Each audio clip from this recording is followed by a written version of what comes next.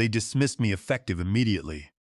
The words came across the polished mahogany conference table, delivered with the casual authority of someone who had never spent a single day on a factory floor. Victoria Sinclair, the newly appointed CEO of Apex Automotive Systems, did not even look up from her tablet when she said it. She was in her mid-30s, wore a sharp blazer, and had McKinsey consultant written all over her posture. She was scrolling through spreadsheets, a red stylus in her hand, circling line items like they were personal enemies. I am Bruce Vance, 58 years old, and I have spent the last 30 years building manufacturing systems that actually work. Not the kind of software that looks good in PowerPoint presentations, but the kind that keeps 2,400 people employed and $180 million in orders flowing through 12 facilities across 4 states. I sat there, hands flat on the table, watching her perform what she clearly thought was decisive leadership. Transition will be immediate, she continued, still not making eye contact. We are bringing systems management in-house, more efficient, better cost control. Behind her sat 2 people I had never seen before. A nervous woman from HR named Linda Green, clutching her tablet, and a younger guy in an expensive suit named Julian Croft, who had consultant written all over him. There was no one from operations present, no one who had ever walked a production floor or heard the deafening roar of a metal stamping press. Just Victoria and her imported expertise. She finally looked up, her expression somewhere between bored and irritated, like I was wasting her valuable time by still breathing. "Before you go," she said, tapping her stylus against the tablet, "hand over the smart factory system. All of it. Access credentials, source code, documentation. We need everything by the end of business today." The room went quiet. Linda Green shifted in her seat. Julian Croft stopped typing on his laptop. I did not move, just sat there, keeping my face neutral, letting the silence stretch. Victoria's eyebrow raised slightly. "Is there a problem?" I smiled. The kind of smile you give someone when you know something they do not. "I am afraid I cannot do that." Her stylus stopped mid-tap. "Excuse me?" "The system," I continued, my voice steady and professional, "it is not yours to take." Victoria's confident posture shifted just slightly. A flicker of confusion crossed her face before her corporate mask returned. "We paid for development. That makes it company property." I shook my head slowly. "You paid for operational access, not ownership.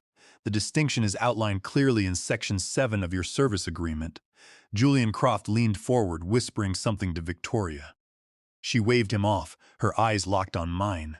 "This is absurd. You cannot hold company infrastructure hostage." "I am not holding anything hostage," I replied. "I am simply clarifying what you legally control, which as of this moment is absolutely nothing." What Victoria Sinclair did not know, what her consultant and her HR team and her entire cost optimization plan had completely missed, was that the smart factory control system running the entire operation of Apex Automotive Systems was not software sitting on their company servers. It was custom-built infrastructure that I owned personally, licensed for their use, and controlled from hardware they had never seen. And when they terminated my contract 3 minutes ago, they just disconnected themselves from the only thing keeping their manufacturing network from collapsing. In 48 hours, that oversight would cost them everything. But I am getting ahead of myself. Let me back up and show you exactly how a manufacturing systems engineer with 30 years of experience got dismissed by someone who thought factory automation was just an app on a dashboard. I started my career in 1996 right out of college, back when American manufacturing was transitionary, but still meant something. I spent 8 years on the plant floor before moving into systems integration. I learned early that manufacturing is not about dashboards and data visualization. It is about understanding how physical machinery interacts with control systems in real time under real pressure. When the industry started its efficiency improvements, I saw the writing on the wall. I watched hundreds of good people lose their jobs because some young consultant convinced management they could run the same production with half the workforce. That is when I went independent. I built my first custom integration in 2019 for a supplier in Ohio. Word spread quietly through industry circles. The kind of reputation that gets you calls when someone's operation is falling apart and conventional solutions have failed. I do not have a fancy LinkedIn profile. My clients find me when their systems are broken and their MBA consultants have no clue how to fix them. That was how I ended up working with Apex Automotive Systems 5 years ago. Walter Davis, their VP of operations at the time, called me on a Thursday afternoon. His voice had the tight edge of someone staring at disaster. "We just failed our third quality audit in 6 months," he said. "OEM contracts are threatening cancellation. I need someone who understands how this actually works. Not another consultant who learned manufacturing from case studies." Walter was old school. He came up through the ranks, spent years running production before moving into management. He understood that behind every clean dashboard and automated report, there is physical equipment that has to function flawlessly. When I walked into their main facility that first day, the chaos was immediately obvious. Production lines were stopping and starting with no coordination. Quality control was running blind because their vision systems could not talk to their assembly robots. Predictive maintenance alerts were going nowhere because nobody knew how to interpret the data. "We have got 7 different software platforms that do not communicate," Walter explained as he walked me through the production floor. "Assembly uses one system, quality control uses another, and maintenance scheduling is basically manual. Every shift change, we lose 2 hours just trying to synchronize operations." I spent the next 18 months building them a real system. It was not some off-the-shelf package that kind of works if you bend your entire operation to fit it. I wrote custom control algorithms that learned the specific rhythms of their 12 facilities. I built predictive maintenance that actually predicted failures before they happened, and real-time quality monitoring that caught defects at the source, not at final inspection. It was 18,000 lines of code. Every algorithm, every database structure, every hardware interface was built from scratch and tested until it ran without failure. The results were immediate and measurable. We achieved zero unplanned downtime. Defect rates dropped from 2.3% to 0.08%. Our metrics made their OEM customers actually compliment them. Walter would send me detailed quarterly reports. Not corporate thank you notes, but substantive analysis of efficiency improvements and cost reductions. The contract was crystal clear because I had learned this lesson the hard way years ago. They licensed operational access to my system. I retained complete ownership of all source code, algorithms, and infrastructure under federal copyright law, specifically 17 U.S.C. 106. I held the exclusive rights to reproduce, distribute, and prepare derivative works based on the system. Because I was hired as an independent contractor, the work-for-hire doctrine under 17 U.S.C. 201 BOP did not apply in the absence of a written agreement stating otherwise. The contract explicitly affirmed this. Walter signed it without hesitation because he understood the difference between using something and owning it. For 5 years, everything ran perfectly. Monthly payments arrived on schedule. The system performed exactly as designed. Walter would call occasionally with questions about capacity expansion or new equipment integration, always respectful of the boundaries we had established. Then Walter retired. Victoria Sinclair arrived 3 weeks later with her MBA from Stanford and her tablet that probably cost more than most people's monthly mortgage. Her first communication to me was not a greeting or introduction. The subject line read, "Third-party vendor cost analysis." The email was pure corporate optimization language about recurring expenditure structures and dependency risk reduction. My invoice had not changed in 5 years. Same amount, same delivery schedule, same scope of work. But Victoria saw a line item on a budget sheet and immediately assumed there was fat to trim.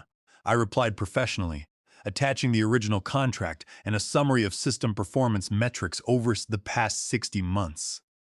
Her response came back within 2 hours. "Need to schedule comprehensive review of all external service dependencies. Please prepare full documentation for internal assessment of operational systems." Operational systems. That phrase told me everything I needed to know about Victoria Sinclair. She was the type who thought complex manufacturing infrastructure could be understood by reviewing slide decks and reading executive summaries. 4 days later, the email arrived that confirmed my suspicions.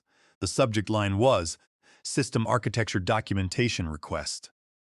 Victoria wanted a complete copy of the system for internal assessment and potential transition planning. She did not want to review our service agreement. She wanted to take my system and eliminate the monthly payment. I sent back a response that was technically accurate and deliberately unhelpful. Happy to provide all materials included under your current operational license. Then I walked out to my garage workshop, sat down at the master control panel I built specifically for the Apex system, and started preparing Victoria Sinclair's education in the difference between access and ownership. 3 days after my documentation response, another email landed. The subject line was, Intellectual Property Clarification. Victoria wanted written confirmation that all operational software logic belonged to Apex Automotive Systems. She called my 5 years of custom manufacturing algorithms, predictive maintenance protocols, and real-time coordination engines a commodity asset she could inventory and reassign. I screenshotted the relevant contract clause and sent it back. The bold text was impossible to misinterpret. All system architecture, source code, design logic, and operational infrastructure remains the exclusive property of Bruce Vance, licensed for operational use only. No transfer, replication, or derivative development permitted without explicit written authorization. Victoria's response arrived 6 hours later. We will be transitioning to internal systems management effective immediately. Final payment will be processed per contract terms. Thank you for your service. That was it. No discussion, no transition planning, no acknowledgement that she was about to disconnect the central nervous system of a 12-facility manufacturing operation. Just corporate speak for you. Are done and we are keeping your work. I sat at my desk for a long moment staring at that email. Then I walked out to my workshop. Inside that converted 2-car garage sat the physical control infrastructure I had built, specifically for the Apex network. Custom hardware interfaces with dedicated circuits for every major subsystem, production coordination, quality monitoring, predictive maintenance, equipment synchronization. All of it flowed through boards I had assembled and programmed by hand.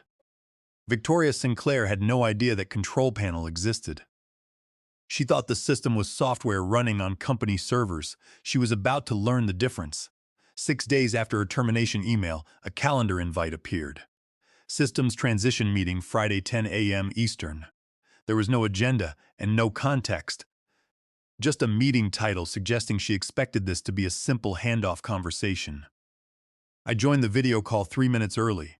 I maintained a professional appearance, wearing a clean button-down shirt, with a background showing my home office, where my engineering certifications and 30 years of manufacturing service awards were visible on the wall.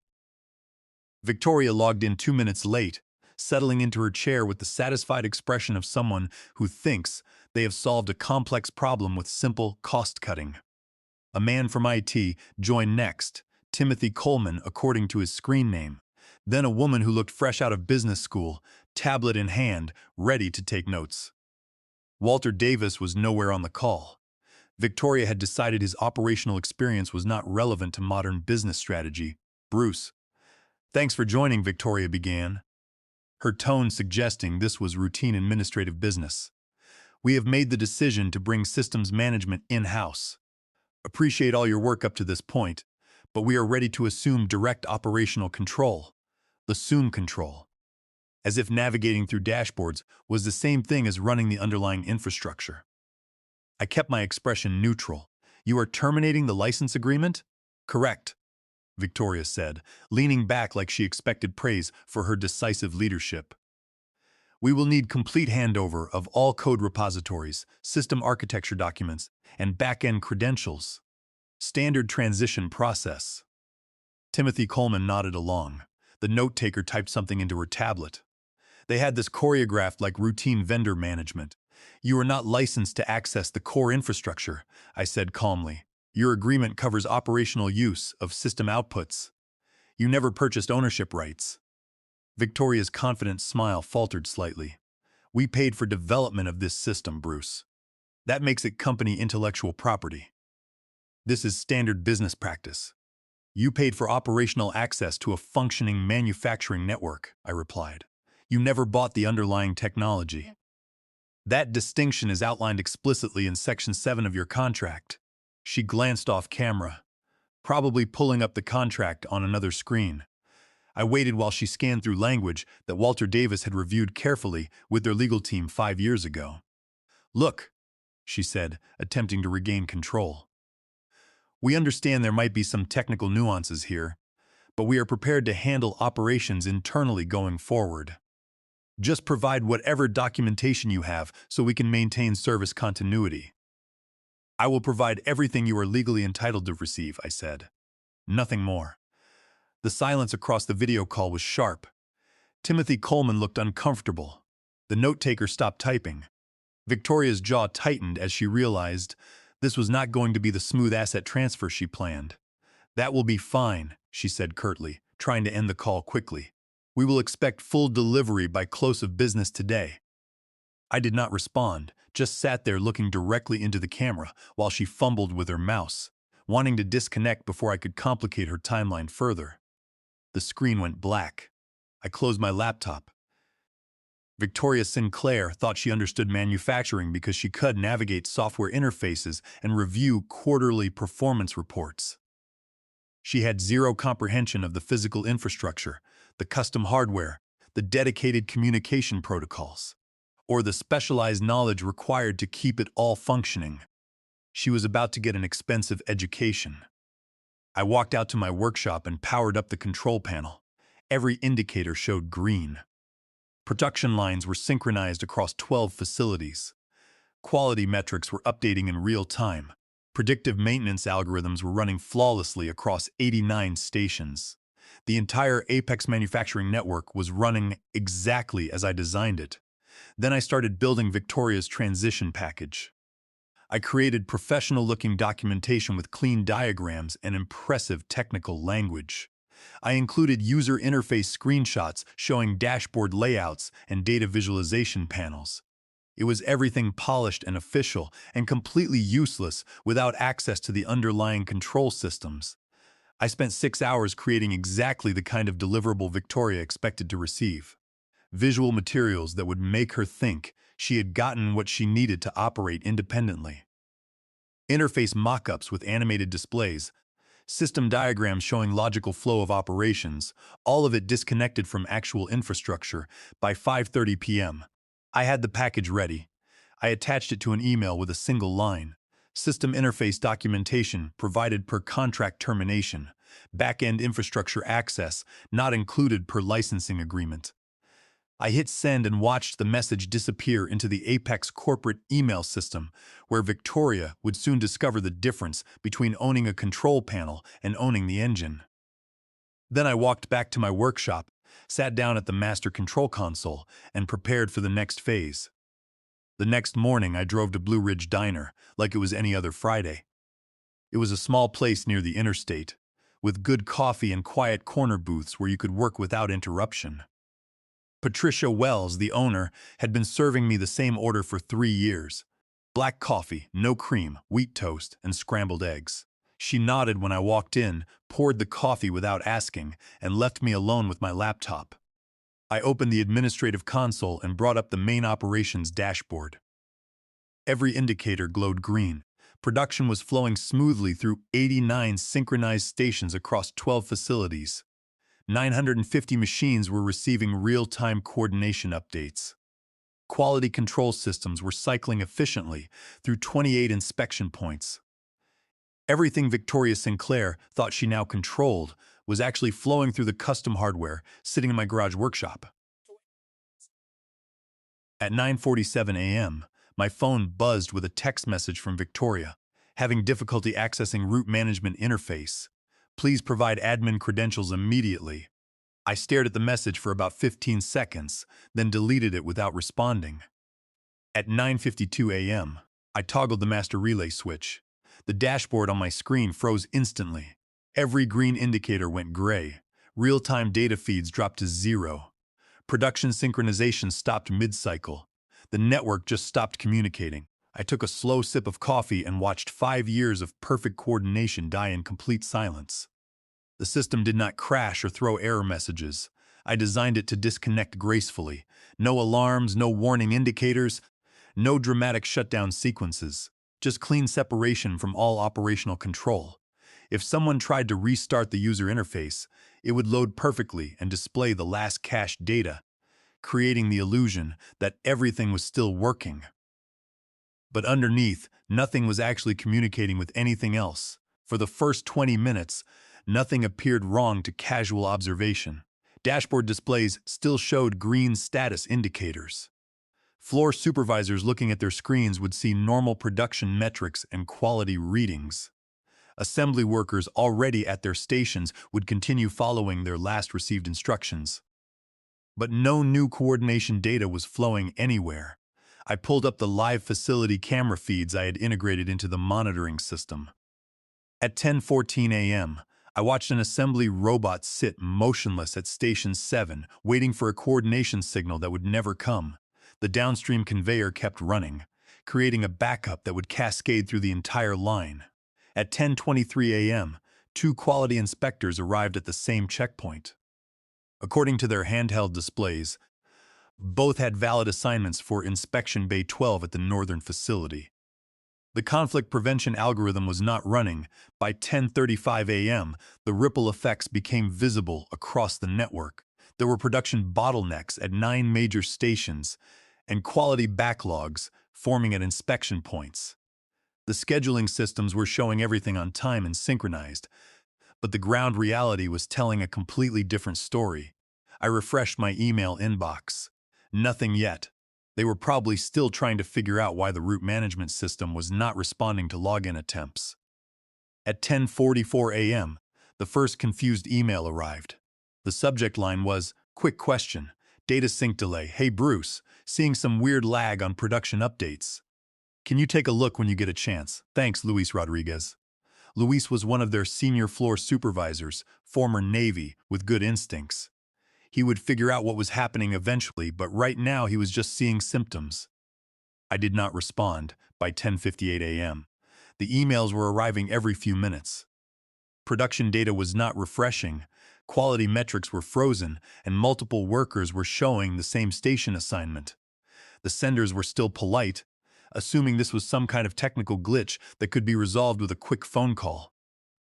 At 11:03 a.m., my phone started ringing. An unknown number with the Apex area code appeared. I let it go to voicemail. Then another call from a different number, then a third. The panic was beginning.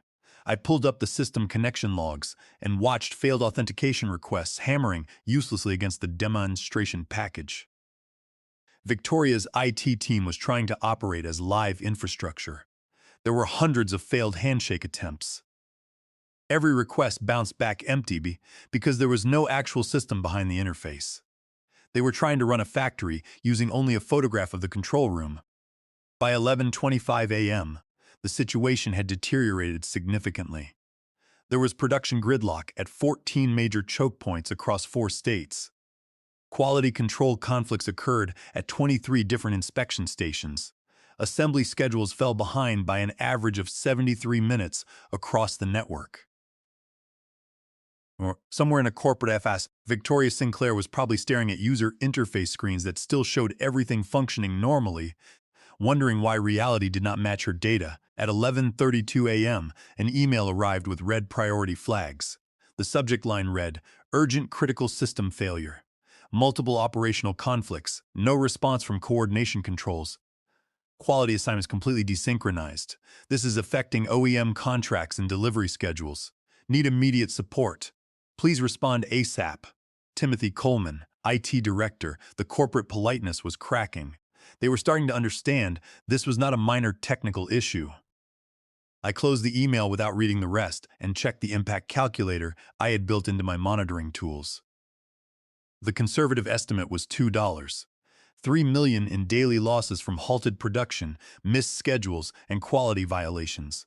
The real number was probably higher once you factored in OEM penalties and contractual breaches. My phone buzzed with a text from Victoria. "Emergency situation. Call immediately." I deleted the message.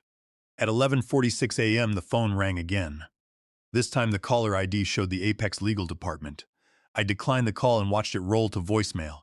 Then another call from a blocked number. I declined it too, By noon, I had 67 missed calls and 34 unread voicemails.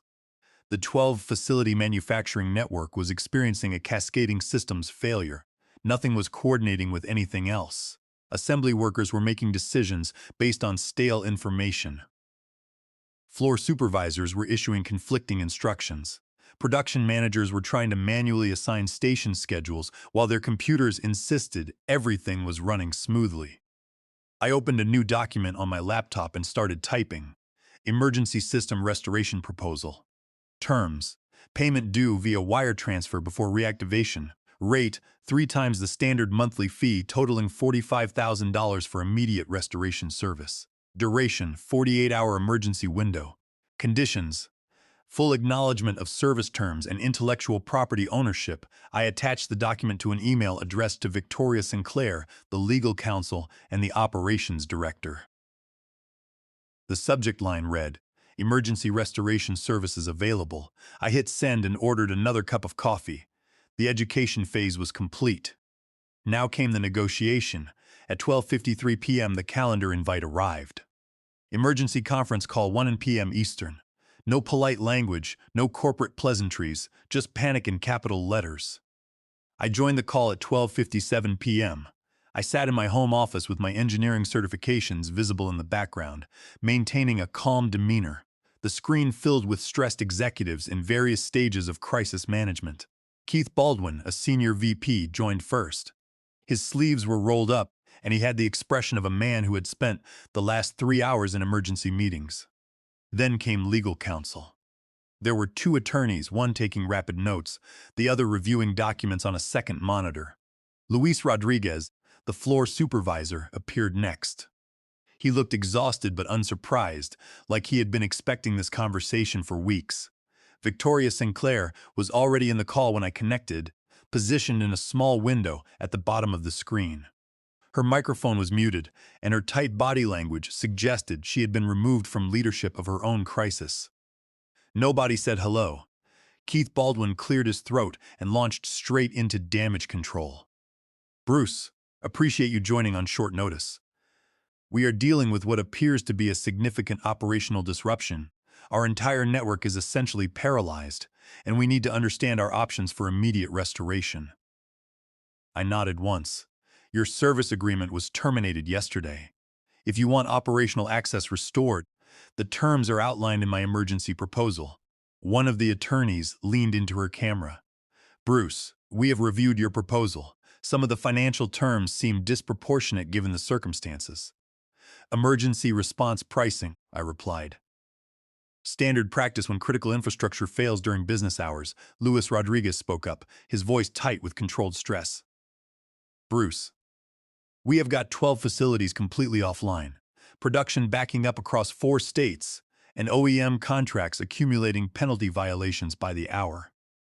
3 major customers have called threatening contract termination if we do not restore normal operations by Monday morning." Keith Baldwin jumped back in. "Look, we understand there may have been some miscommunication during the transition process, but we need to focus on solutions here.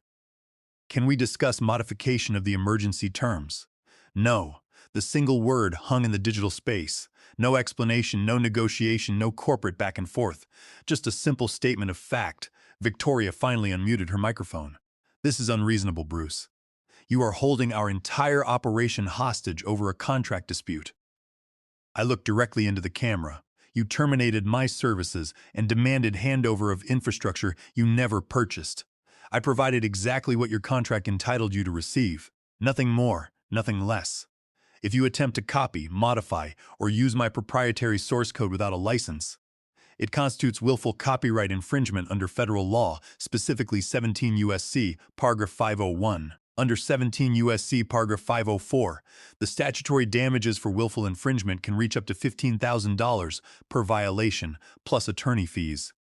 I will protect my intellectual property." She started to respond, but Keith Baldwin cut her off with a sharp look. One of the attorneys tried a different approach. "Would you consider a modified payment structure? Perhaps installments over a specified period. Wire transfer only," I said. "Full payment before reactivation." Keith Baldwin leaned forward. "Bruce, what is the timeline for restoration once payment clears?" 30 minutes, I said. The system comes back online immediately after I confirm the funds transfer. Keith looked at his legal team, then back at the camera. We need 10 minutes to discuss internally. Can you hold? I nodded. I will be here. They clicked into a breakout room, leaving me alone on the call with Victoria's muted video square. She stared at the camera like she wanted to say something, but did not. I took a sip of coffee and checked my email. The emergency proposal had been forwarded to at least 15 different people in their organization, including the finance department, operations, and risk management. Everyone was trying to understand how a routine vendor termination had turned into a company-threatening crisis. 8 minutes later, they returned to the main call. Keith Baldwin's expression had shifted from desperation to resignation. Legal is initiating the wire transfer now. It should complete within 30 minutes. Let me know when it hits my account, I said. 27 minutes later, my banking app chimed with an incoming transfer notification. The payment was confirmed, the amount was correct, and there were no complications. I walked out to my workshop, sat down at the master control panel, and flipped the relay switch back to the active position. Every screen in my workshop lit up with green indicators. Production nodes reconnected in sequence. Quality algorithms resumed. Predictive maintenance came back online. Equipment synchronization updated in real time. The 12-facility manufacturing network came back to life, like someone had just restarted the circulatory system of a major industrial operation. I returned to the video call where everyone was still waiting. System is operational, I announced. All services restored. Keith Baldwin nodded. We appreciate the rapid response. I did not do this rapidly, I said evenly. I did this according to the terms you agreed to. Nobody responded. Victoria's camera was still on, but she had not said a word since her hostage comment. I left the call without ceremony. For the next 72 hours, I monitored system performance from my kitchen table. Everything ran flawlessly. Production synchronized perfectly. There were no quality conflicts, no coordination issues, and no communication from Apex Automotive Systems. No emails, no phone calls, and no requests for system modifications. They had learned to stay quiet. On Tuesday morning, a new email arrived from a different sender. The subject read, Strategic Partnership Discussion, Revised Terms Proposal. It came from Harvey Gibson, the newly appointed VP of Strategic Operations. He was brought in specifically to handle the aftermath, and Victoria Sinclair's name was nowhere in the correspondence. The offer was substantial. A 5-year exclusive contract with enhanced compensation and priority consideration for future expansion projects. It was written in professional language, with a respectful tone and explicit acknowledgement of my intellectual property ownership. I read through it twice, then opened a blank document and began drafting my response. New terms, stricter protections, and ironclad ownership clauses. There would be no room for future misunderstandings about who controlled what. 3 weeks later, the signed contract arrived in my inbox. Every clause was exactly as I had written it. Victoria's name was not on the signature page. I closed my laptop and walked out to my workshop. The control panel hummed quietly, all indicators green. The 12-facility network was flowing smoothly under my direction. Word travels fast in manufacturing circles. By the end of the month, I had received inquiry emails from companies in Detroit, Indianapolis, and Louisville. All asked variations of the same question. Are you available for systems development projects? They had heard about what happened with Apex. They knew what occurred when someone tried to take custom infrastructure from someone who understood the difference between using something and owning it. That reputation was worth more than any marketing campaign. I opened my laptop and started typing a new document. 2026 Standard Service Agreement, Bruce Vance Manufacturing Systems Consulting. The foundation was solid. It was time to build the next level. If you have ever built something valuable, remember this. Protect what you create before you are forced to defend it. Read every contract, understand every clause. Know the difference between licensing access and surrendering ownership.